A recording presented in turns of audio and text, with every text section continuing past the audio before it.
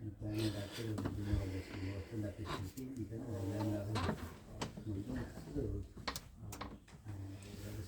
لله نستعينه ونستغفره ونعوذ بالله من شرور أنفسنا ومن سيئات أعمالنا. من يهدي الله فلا مضل له ومن يضلل فلا هادي له، ونشهد أن لا إله إلا الله وحده لا شريك له، ونشهد أن محمدا عبده ورسوله.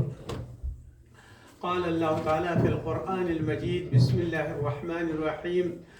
قل صدق الله فاتبعوا ملة إبراهيم حنيفا وما كان من المشركين. إن أول بيت وضع للناس للذي ببكة مباركا وهدى للعالمين، فيه آيات بينات مقام إبراهيم ومن دخله كان آمنا، ولله على الناس حج البيت من استطاع إليه سبيلا ومن كفر فإن الله غني عن العالمين. آيات بينزنبي شبقنبي أو ونبي العمران. أما بعد، بسم الله الرحمن الرحيم. عن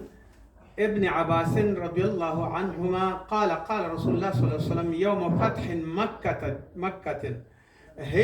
هجرة ولكن جهاد ونية، وإذا استنفرتم فانفروا. وقال: يوم فتح مكة إن هذا البلد حرمه الله يوم خلق السماوات والأرض وهو حرام بحرمة الله إلى يوم القيامة. أما بعد، الحديث ننرس دديد فارق خبرك وحرمة مكة مكرمة. ددي طول خارونو أو ددي طول زيننا دير زياد وچت حرمت أو شرف أو عزت شلري حرم مكة دي او د مکی خار یو د حرمت خار دی، د احترام او د عزت خار دی، د خلکو د جمع او د ټولو خلکو د یو ځای کېدو خار دی. نو مکه د جمع کېدو او د دنیا او د آخرت د ټولو د عبادتونو د جمع کېدو ځای دی. مکه ډیر محترم او د عزت خار دی او د عزت کور د الله پکې دی. مکه یو نوم دی او بکی بل نوم دی، ام القرای بل نوم دی، البلد الامین بل نوم دی. دا د دې نومونه دي. او کعبه په دنیا کې د عرش د سیوري لاندې ده، یعنی د عرش د سیوري لاندې الله جل جلاله دا کعبه آباده کړې ده، او د رحمت او د دعاګانو ځای دی، او دا د رحمت کور او د عفو کور دی. او الله جل جلاله دا په نړۍ کې دومره روښانه او ښایسته پیدا کړې ده چې بل هیڅ ځای ورسره سیالي نشي کولی. او د دې دا ټول هغه څه چې په حرم شریف کې دي او څه د حرم شریف نه بهر دي په مکه کې دي، د دې ټولو د معنا دا ده چې دغه ټول د عزت او شرافت او د دیني لذتونو نه او د دنیایي او اخروي ټولو هغو فایدو نه ډکه ده کوم یو چې رښتیا هم د انسان دپاره په ژوند کې پکارېږي. حرم د ځمکې هغه ځای یا هغه ټوټه ده، هغې ټوټې ته وایي چې د کعبې مکرمې ګرد چاپېره دا واقع شوې ده، یعنی کعبه. او د عظمت په سبب دا ځمکه معظمه او مکرمه کړې شوې ده، دومره لوی عظمت لري، دا ډېره مکرمه او د احترام وړ ګرځېدلې ده. دې ځمکې ته حرم ځکه وایي چې الله تعالی د دغې خطې یا د دغې حصې د ځمکې د یوې ټوکرې د بزرګۍ او یا د لویي په خاطر باندې په وجه باندې دې ته مکه او یا بکه ویلی کېږي. او د دې حرم ډیر مهم دی او ډیر دروند دی. د دې حدود ډیر زیات دي او اخوا دېخوا څلور طرف ته ډیر زیات ځایونه دي. مثلا د حرم حدود کې کوم شی روا دی او کوم شی ناروا دی، چې نورو ځایونو کې هغه شی ناروا وي مګر حرم کې روا نه دی. مثلا په حرم کې ښکار کول روا نه دي، هلته په حرم کې څوک نشي کولی. ونې پرې کول یا درختونه سرکب کول او د هغې وهل دا روا نه دي. زناورو ته حتی تکلیف رسول په دې کې پکار نه دي، ځکه دا دومره د شرف او د عزت ځای دی چې دا ټول شیان ته په امن باندې دي. او د دې ټول شیانو د جماورۍ دا دی چې علما ټول وایي چې د ځمکې دا حصه حرم داسې مقرر شو چې کوم وخت آدم علیه السلام ځمکې ته راکوز شو نو شیاطین نه ویرېده. آدم علیه السلام د شیطانانو نه یېرېده او ترس او ډار یې تې کو او دا به ویل چې دا ما هلاک نه کړي دا شیطانان. نو الله تعالی جل جلاله د حفاظت دپاره او د نگهبانۍ د آدم علیه السلام دپاره فرشتې یا ملائکې راولېږلې او هغه فرشتې د مکې 4 طرفونو ته هغه ټولې څوکیدارانو غونې ودرېدلې. نو د مکې ګرد چاپېره چېرته چې دا فرشتې ولاړې وي او ودرېدلې وي د حفاظت دپاره او د حرم د شریف دپاره او د آدم علیه السلام د عزت دپاره ولاړې وي. د دې حد بندي وکړه یعنې همدغومره ځای چې کوم ځای کې دا ملایکې د ولاړې وي په هماغه لرې لرې ځایونو کې نو دې ته د حرم حد مقرر شو. دې ته وایي چې دا د حرم حد دی ځکه ګرد چاپېره د دې نه ملایکې ولاړې وي او دا کعبه او مکه دغه کوم حدودو کې چې ملایکې ولاړې وي همدا د دې حرم حد مقرر شو. همدا حدود او هغه 4 طرفه ځایونه دي او دا چې کله مقرر دغسې کعبه مکرمه یعنی دننه په دې کعبه کې یعنی کعبه چې شته ویلی کېږي 4 ګوډیز اندسه کې ورته 4 ضلعي ویلی کېږي او مکعب په شانتې جوړه شوې ده نو ځکه ورته وایي چې کعبه یعنی دا 4 ګوډیزه ده ځکه د دې نوم کعبه شو مکرمه یعنی 4 ګوډیزه او 4 ضلع لري نو ځکه مکعب شو. مکعب په هندسه کې او مربع په هندسه کې او مثلث په هندسه کې په دې اندازه کې دا د کعبه ده او مکعب باندې جوړه شوې ده او د هغې د فرښتو کوم یو چې فرښتې ورکې ولاړې وي د هغې زویونه هم پکې معلوم او دا ځمکې ته راغلي وي دا کمې فرښتې. یو دا سوال او دویمه خبره دا وه چې کله حجر اسود راوړل شو د جنت نه د حرم ته راوړل شو نو ځینې علما دا وایي چې آدم علیه السلام کعبه جوړولو وخت کې حجر اسود کېښودو. کله چې دا حجر اسود کېښود آدم علیه السلام نو د هغې په وجه او د هغې په علت باندې 4 طرفه د ځمکې روښانه شو یو دم چراغ شو لکه یو ډېر لوی چراغونه چې ولګېږي او د دې چراغونو رڼا شاوخوا ټوله خوره شي د دې حجر اسود دغومره رڼاګانې ټولو خواګانو ته خورې شوې او هغه رڼا چې د ځمکې 4 طرف ته یا 4 طرفونو ته ورسېدله نو دې ته حرم مقرر شو. یعنې دې 4 واړو ځایونو کې هم د ملایکو په حدودو کې او هم د حجر اسود د رڼا په خاطر باندې او د روشنۍ په خاطر باندې او د هغې د شعاعو په خاطر باندې دا د حرم مقرر شو. دا یو هغه دی حرم دی چې په خپله یې الله ساتنه وکړه او په خپله باندې دې ځای د حدودو د پیدا کېدو لپاره حجر اسود هغه رڼاګانې واچولې. نو د حرم د ځمکې حدود دا د مدینې منورې طرف ته 3 میله مقام تنعیم پورې دی. تنعیم یو ځای دی چې هغې ته نومیږي او یمن او طائف جعرانه او جده طرف ته 9 میله دا اوږد شوی دی دا اوږده ده او بعضې کتابونو کې دا هم لیکي چې جده هم دې طرف ته 10 میله او جعرانه 9 میله او 4 طرفونو ته کوم ځای چې د حرم ځمکه ختمیږي هلته د حدودو د علامت په طور برجي یا برجونه لګول شوي دي.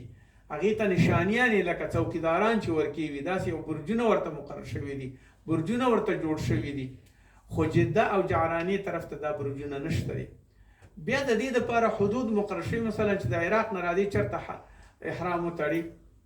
ذات عراق کې به وتړي یلملم کې به وتړي جحفته کې به وتړي جعرانه کې به وتړي هملته به احرام تړي بیا به دې حدودو ته داخلېږي. مخکې د دې نه حدودو ته نشي داخلېدلی چې احرام دې تړلی او د حج په نامه باندې راغلی وي. هو هغه خلک چې په خپله په مکه کې اوسېږي هغوی کولی شي د خپلو بیوتو او کورونو نه دا وتړي دا حرم ځانته وتړي نو بیا درسته ده. که نور د دې حرم دپاره راتګ هغه وخت درست دی چې کله د حج جامې سړی واغوندي او دې ته راننوځي نو د هماغې ځایونو نه کوم چې د هغې ته څلي مقرر شوي دي ځایونه مقرر شوي سرحدونه مقرر شوي د هغې نه داخلېدی نه شي. او الله جل جلاله چې آیات شریف کې مې کوم ولوسته قل صدق الله فاتبعوا ملة ابراهیم الله تعالی رښتیا وایي فتبعوا ملت ابراهیم، موږ تاسو د چا په ملت یو؟ په ملت د ابراهیم علیه السلام یو. ملت ابراهیم حنیفه، او بیا سره ملت د ابراهیم شو بیا حنیفه. یعنی د دې ټولو پیغمبرانو کې دا لقب د ابراهیم علیه السلام حنیف دی. حنیف یعنی ډیر زیات پاک او سپېڅلی، ډیر د اخلاص نه ډک، ډیر د خو ښېګڼو نه ډک، دې ته حنیفه، دې ته حنیف ویلی کېږي. لکه ابو حنیفه چې دی یا فرضاً نور داسې نومونه ایښودل شوي دي، معنا دا ده چې ډیر زیات پاکېدل او پاکوالی، دې ته حنیفه. وما كان من المشرکین. او الله تصدیق کوي چې تاسو به ابراهیم خلیل الله پورې خلکو خندل او یا به ورپورې ټوکې کولې او یا به ورته دا څه سوداګري څه کارونه کوي ځاني په تکلیف کې اچولی دی. هغه الله تصدیق کوي ما كان من المشرکین. دا هیڅ وخت د مشرکانو نه و، بلکې دا د الله تعالی یو هغه بنده و چې څه به الله ویل نو هغه به کول. او د الله په حکمت کې دغه حکمت د آدم علیه السلام او ابراهیم علیه السلام په دې خپل ځان او په دې ذات کې دا موجود، دا جوهر او دا حنیفیت پکې موجود چې الله تعالی ټول نړۍ دوی ته محتاج کړه. او د آدم علیه السلام د پیغمبرانو پلارو، او بیا ورپسې د ابراهیم علیه السلام د ټولو پیغمبرانو پلارو. ان اول بیت وضع للناس، هغه لومړی کور چې جوړ کړی دی الله په کوم ځای کې جوړ کړی؟ درسته د نور کورونه به مو سمچې به وي، د نورو قومونو ځایونه به مو، خو اول بیت د الله د چا دپاره؟ د عبادت دپاره. اول بیت وضع للناس ببکة مبارکا، دلته یې نوم بکه دی او هلته یې نوم مکه وه. مبارکا دا مبارکه ده، په خپله الله صفت کوي دا ډیره مبارک ځای دی. وهدى للعالمین، دا ټولو خلکو ته هدایت کوي. د چا په زړه کې چې څومره وي خپله ځان محاکمه کوي. یو سړی د هاګ محکمې ته ځي وایي دا محاکمه کوي ځکه دې جرم کړی دی. اما هر مسلمان چې کله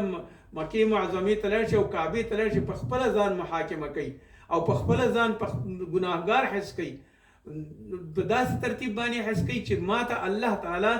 ما ته عفو وکړي. هدى للعالمین، دغه هدایت ورته ورکول کېږي چې د دنیا هدایت سره او د آخرت سره. دا هدایت د هغې په زړه او په فکر کې ولیږي. فيه آیات بینات مقام ابراهیم، په دې کې آیاتونه دي، نښې نښانې دي، بینات او هغه بینات دي چې کوم یو پخوانه تر اوسه پورې راغلي دي. مقام ابراهیم، او دې کې مقام د ابراهیم دی علیه السلام. مقام ابراهیمي کې سړی 2 رکعته لمونځ کوي او وروسته د طواف نه.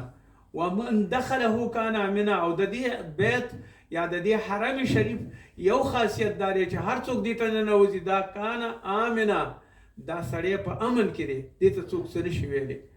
ولله علی الناس حج البیت من استطاع الیه سبیلا، او په هغه چا حج فرض شوی دی هغه څوک چې وتوانیږي او دلته راشي. ومن کفر، او هغه څوک چې کافر شو او د دې عظمت یې ونه منه او دینه منکر شو. فلهذا الله جل جلاله د چا پروا نه کوي. وان الله غنی عن العالمین، الله د ټولو مخلوقاتو نه غنی دی. که حج ته ورشي او که ورنشي، خو صرف دا دی چې خپل ځان پاکېدو دپاره او د خپل وجدان او د ایمان د تازه کېدو دپاره او د خپلو حرکاتو او سکناتو درستولو دپاره، د خپلو اعمالو او اقوالو دپاره حج یو بهترین استاد او یو بهترین رهنما دی. سوره آل عمران. په همدې سلسله باندې عن ابن عباس رضی الله عنه فرمایي قال رضی الله عنهما قال رسول الله صلی الله علیه وسلم فیوم فتح مکة هجرة ولكن جهاد. وی اوس بعد دینه د مکې نه هجرت نشته دی، مکه په خپله د اوسېدو ځای دی، ولکن جهاد، مګر جهاد باقي دی تر هغه وخته پورې چې تر څو پورې کفار موجود وي او تعرض کوي نو د دوی سره جهاد روا دی. ونیت او نیت دی. واذا استنفرتم فانفروا.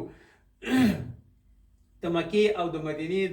د فتح نه وروسته په دې ورځ باندې داسې رسول الله صلی الله علیه وسلم دا چې وفرمایل چې اوس دا فرضیات دي، البته جهاد او عمل د نیت اخلاص دی، هغه به خامخا به کې. هر کله چې تاسو جهاد دپاره وبللی شئ یا درته غږ وشي نو بیا به ورځئ ورپسې. یعنې ستاسو امیر تاسو ته د جهاد حکم درکړي، یعنې پادشاه او امیرم، نو جهاد دپاره راووځئ، خو هجرت نشته دی.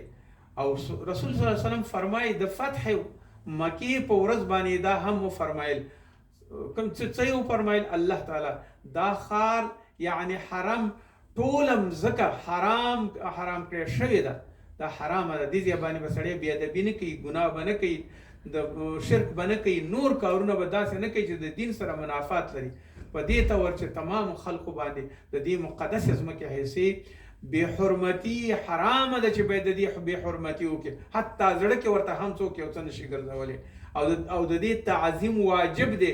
ځکه واجب دی چې رسول الله صلی الله علیه وسلم په دې کې ویلي، په فتح مکې په ورځ باندې ویلي حرام بحرمت الله یوم القیامه، او دا الله داسې حرامه کړې دا ځمکه په حرمت د الله باندې چې هیڅ وخت د دې لپاره ازادي نشته دی، څه چې درته الله وایي د هغې قانون لاندې به ژوند کې. انه لم یحل القتال فیه، قتال په دې کې روانه دی،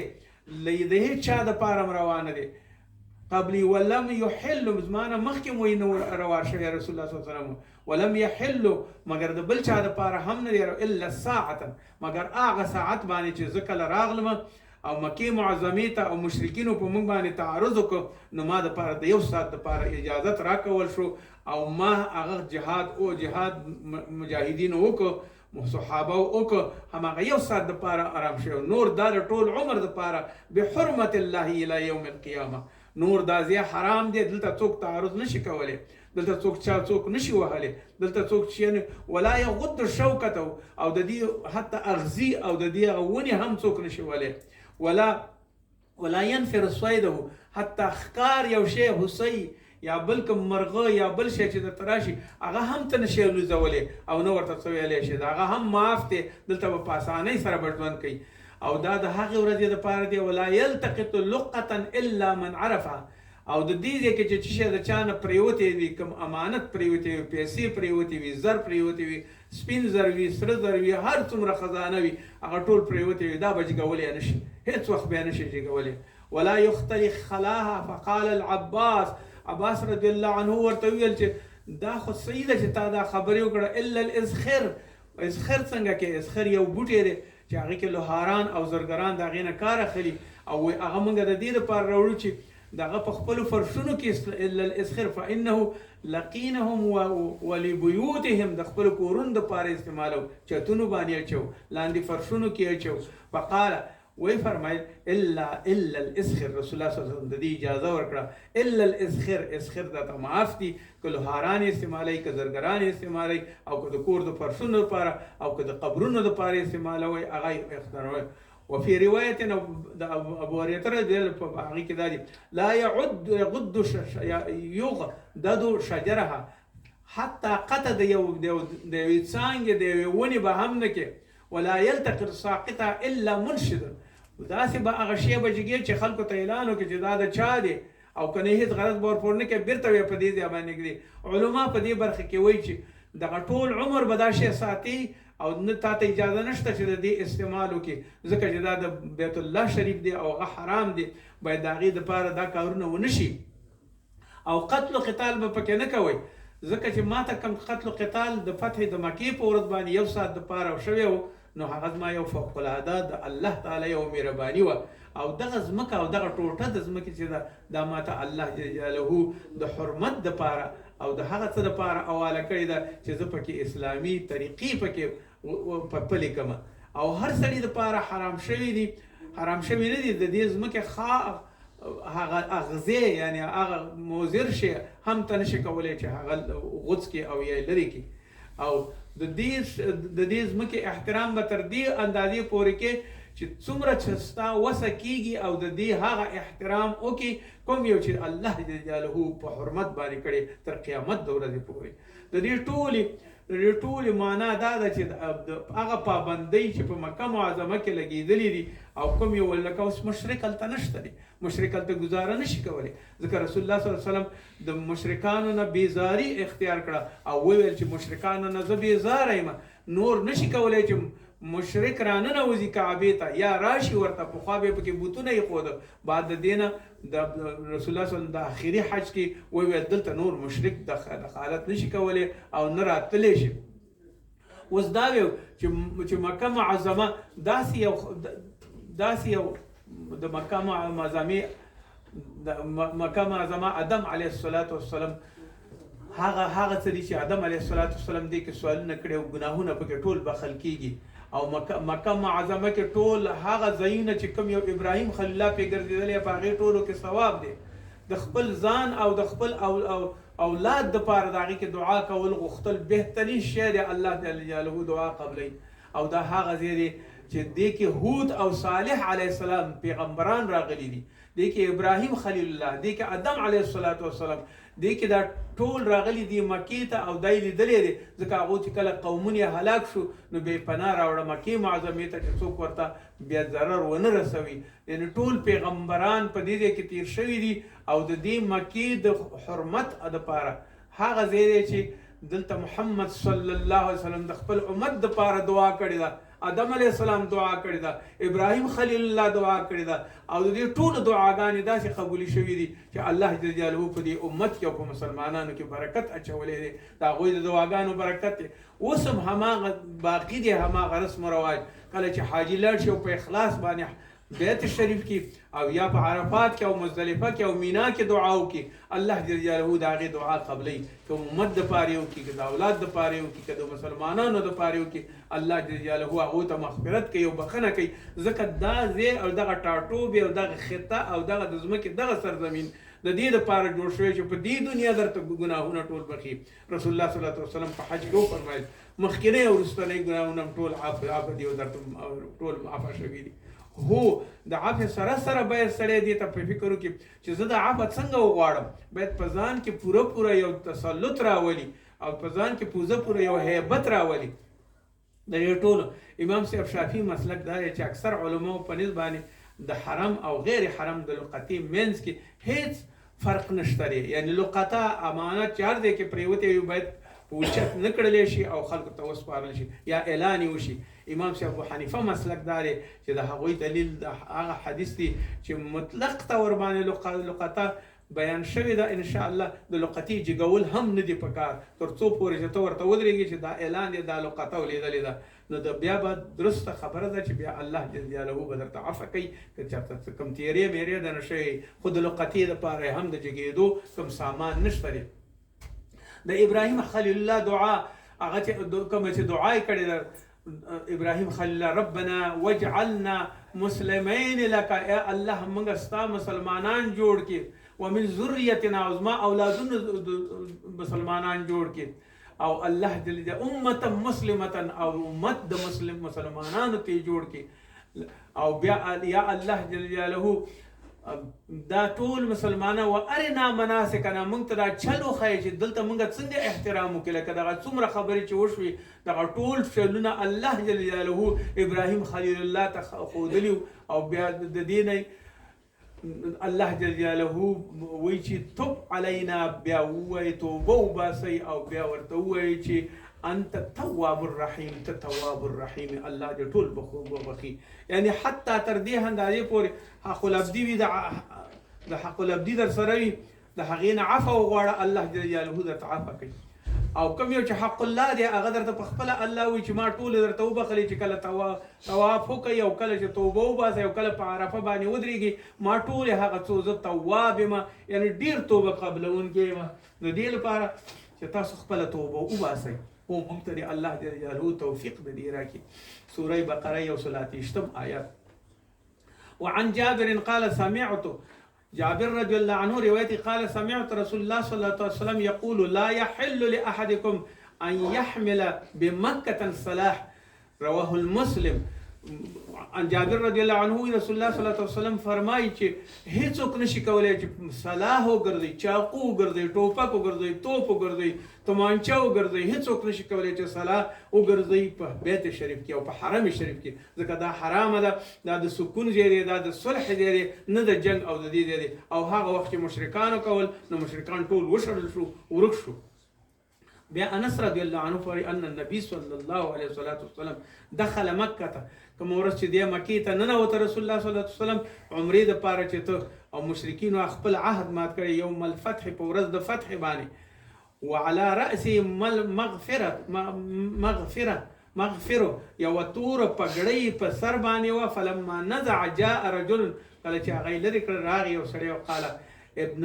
څوک ورته یو سړی ورته راغی په دې وخت کې چې دې دا مغفر لرې کړ نو رسول الله صلی الله علیه وسلم وپېژندل شو نو یو سړی ورته راغی وقاله ان ابن خطل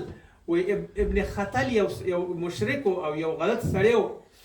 د دې متعلق دا ورته وایي چې دا راغلی باستار الکعبه دې ځان د کعبې د پردې پورې ځوړل کړی دی. فقال اقتله متفق علیه. ورسول الله صلی الله علیه وسلم دا ووجنئ. ولې ووجنئ؟ ځکه چې انس رضی الله عنه فرمایي چې نبی کریم صلی الله علیه وسلم د فتح مکې په ورځ باندې دا کار وکړ، ځکه یې دا ووژه. دې څو جرمونه کړي. دی یو ځل مسلمان شو، بیرته مرتد شو، بیا یو ځل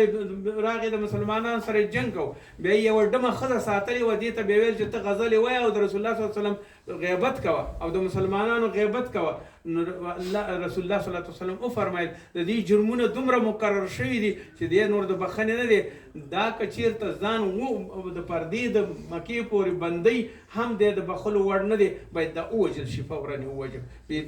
ځکه چې د مکې حرمت چا خپو لاندې کړی وي او د دین حرمت یې خپو لاندې کړی وي، هغه به خامخا وژل کېږي.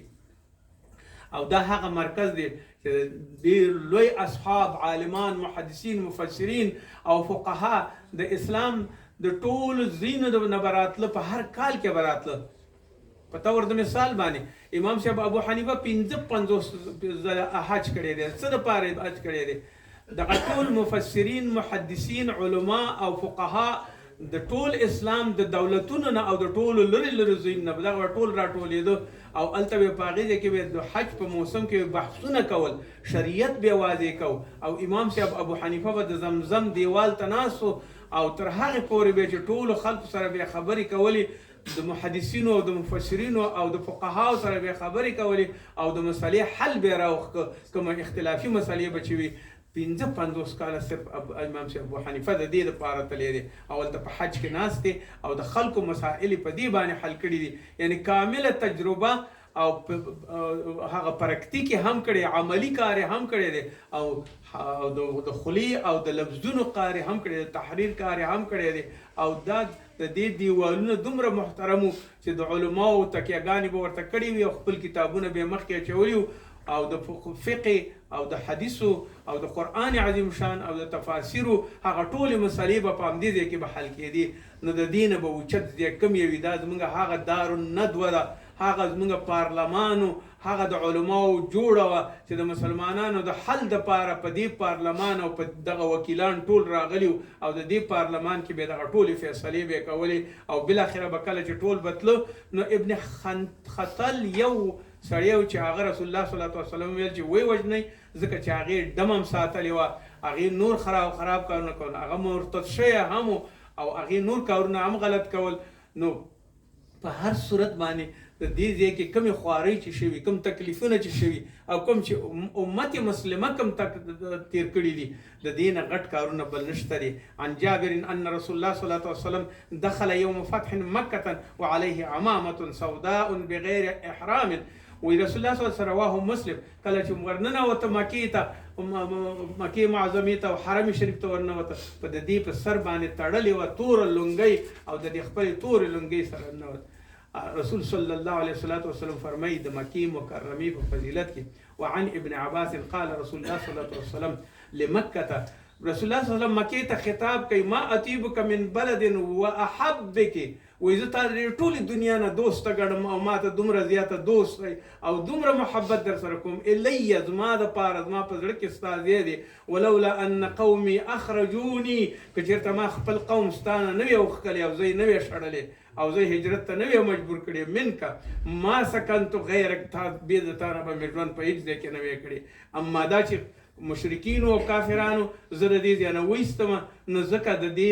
رسول الله صلی الله علیه وسلم دا ارمان د خپل وطن کو، نو د دې ارمان رسول الله صلی الله علیه وسلم هم کړی دی. او د رسول الله صلی الله علیه وسلم قدم باندې چې څوک قدم دي، هغه به د مکې معظمې، د کعبې معظمې، د هغه پاک دیار، د هغې پاکې ځمکې دا څومره څه چې وي هغه ټول کې او دعاګانې پکې هم الله قبلوي. او زموږ او ستاسو د امید ځای هم هغه دی چې په آخرت کې به انشاءالله موږ او تاسو د همدغې لباس سره چې کوم په حج کې موږ اغوستی وي، د همدې سره به د حشر په ورځ باندې جګېږو او الله جل جلاله به راته ټول حسابونه اسانوي. او د بنده سعی او کوشش دا وي چې باید خپل کوشش مخې ته بوځي، څومره چې کوشش کولی شي. هو